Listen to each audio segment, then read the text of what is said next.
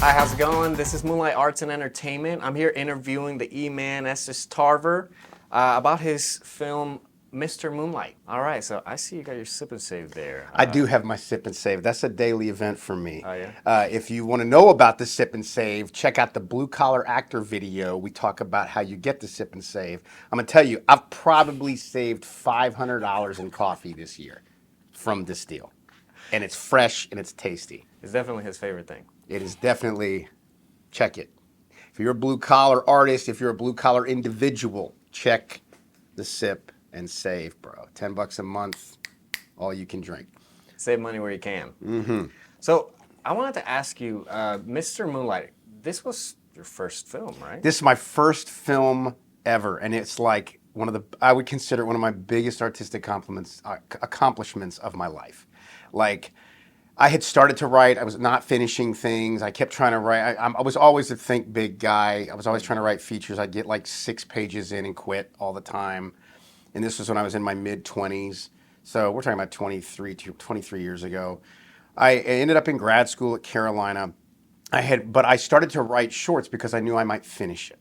And if I got a complete idea for a short, I would write it and finish it. And that started to teach me like, hey, I can write something start to finish and actually finish the piece, right? I wrote this really super dark short film. Mr. Moonlight's a dark comedy. And I wrote this really super dark film originally when I was in a really dark place. And later I brought it back out and changed it into a comedy. And that's what this film is. Oh, okay. And I was much happier with it. It said the same message, but in a way that was fun, not necessarily like so dark that it was tough to watch, right? And I like that stuff too, but so this film was about 30 pages, which is a bigger script than I've been writing with shorts. The original draft was 15 pages. So I expanded it.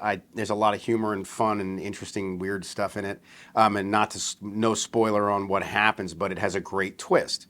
Yeah. So anyway, I was in grad school at Carolina, and it was such an empowering experience. Like, I pitched to the Graduate Professional Foundation to get a budget for it because there were 2 departments at North Carolina. There was this communications department that was making films, and there was this drama department that was training actors, and they didn't work together. Yeah. And I was like, how are they not using the actors that are really serious, and how are these serious actors not getting film footage? Yeah. So I went to the Graduate Professional Foundation and said, yo, I want to do a film that I will use crew from the communications department and actors from the drama department to try to start bridging this situation. They gave me $5K. Wow. So I had $5,000, and to me, that was like $1 million. Yeah. And I was like, I mean, I get to make this movie now, right? And it was like shocking. Well, I also was studying at the time with my mentor, who I completely idolized, Joan Darling, who's big Sundance fellow and directing fellow and all this stuff, right? Amazing teacher. I mean, an Emmy Award winner Emmy Award on your winner. film. Yeah, and that was the whole and she was training me, and so I had a way to say, hey, would you read this and tell me, I just wanted feedback on it. And she read it. I literally told her, because and this is the industry, and if you're a young writer, you got to be careful. You don't want to be obnoxious. So I went up and said, hey, this is a copy of this film I wrote. I wondered if you would read it, or if you have time to read it, and if you don't, throw it in the trash. That's fine. I completely understand. I know you're super busy and all that. And she looked at it and she said, I'll read it. And I said, amazing. I saw her 3 days later, and she goes, oh, I love it. And I Really? said, you do?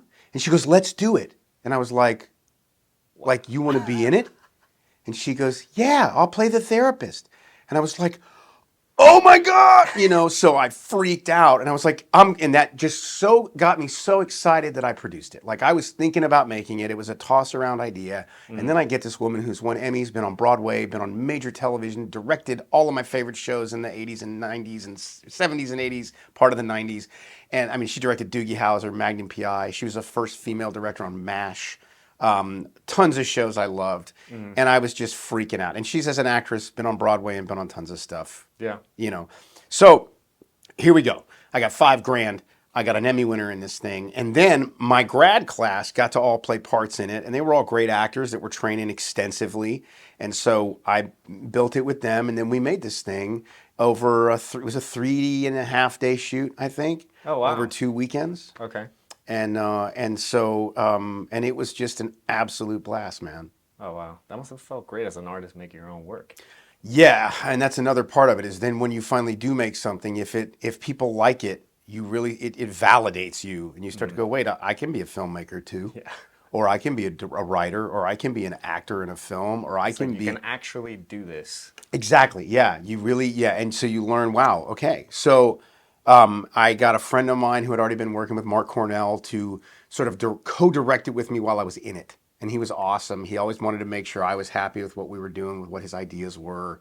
And then I got a cinematographer who was great. We shot it in 2007. So that is now 16 years ago. So it's got a dated look to it because it was shot on it was a Sony HU.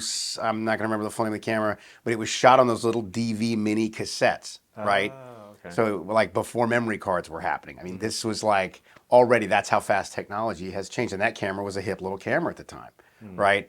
But we shot it on that, so you'll see the look of it is a little dated now in kind of a fun way with what this is. So, and then we transferred it to digital, and now it's on the YouTube channel. So, and it is where the name came from, like because it was such a birth of my filmmaking life. When we started Moonlight in 2015, the guy who directed it was with me. We were talking about names, and he said, "Why don't you name it Moonlight?"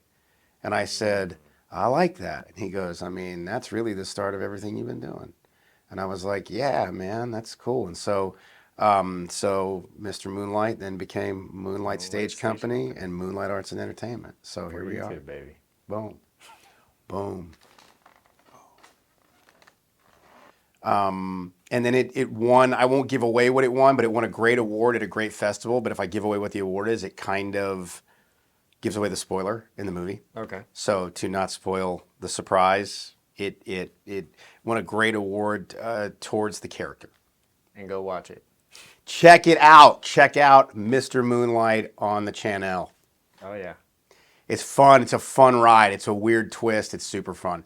Check out the great cast: Emmy winner Joan Darling, myself, Marla Yost, Allison Reeves, Marshall Spann, Janie Brookshire, and Sarah Huck as the young kid, and Matt Patterson. And it was just such a fun experience to work with all these guys, and people that I'd been training with, and then to get to throw an Emmy winner in there. Puts it all Forget it, into the mix. Yeah, It's amazing. yeah. How did you come to the locations, or what was that process like? That's always the scariest part of filmmaking. I'm always afraid we're not going to be able to get a location that we want. I'm always afraid someone's not going to let us film, or we're going to not find the right place. And we got we started looking around, but we found this apartment building in Carborough that had this creep. You'll see it in the show. It's the hallway where a lot of scenes take place in this hallway, but we also had access to two of the apartments because of someone we knew in there. And you start putting the word out on what you need, and then the people involved in the project start to give, you don't realize, oh, it's easy for me to sit here and worry about it. But if I say, hey, Kenny, hey, cinematographer, hey, director, hey, we got to find a place like this, they'll start going, oh, you know what? I know something. And then boom, problems start being solved, But we found this apartment. It was the biggest, hardest location. Then we found a psychiatrist's office that was in like a townhouse. Okay. And so it was of somebody who had a friend, and we just hung our own little sign on the door. And then we found, what else? We were able to do like inside one of the apartments. And then I'm trying to think of the other locations that were in there. Street stuff. We used Franklin Street, and it was fun because we didn't care if real people did anything, which right we in had Chapel some Hill. of that. Yeah, and we had some real people stuff that was fun. And then it was kind of cool to put Franklin Street in it because I was at Chapel Hill. Yeah. Franklin Street's like the iconic street. If you're a Chapel Hill UNC fan, if you're a heel, that's where everybody storms the street if they win the national championship. So it's a cool tribute to have that in there, And then, so that's, and once we solve that, I start solving location problems. I get super excited as a producer and a director because the visuals are now coming in and all that, Well, this has been a Moonlight first look at Mr. Moonlight with Mr. Estes Tarver. Mr. Moonlight. Right? On Moonlight Arts and Wait, let's do that. Moonlight Arts and Entertainment.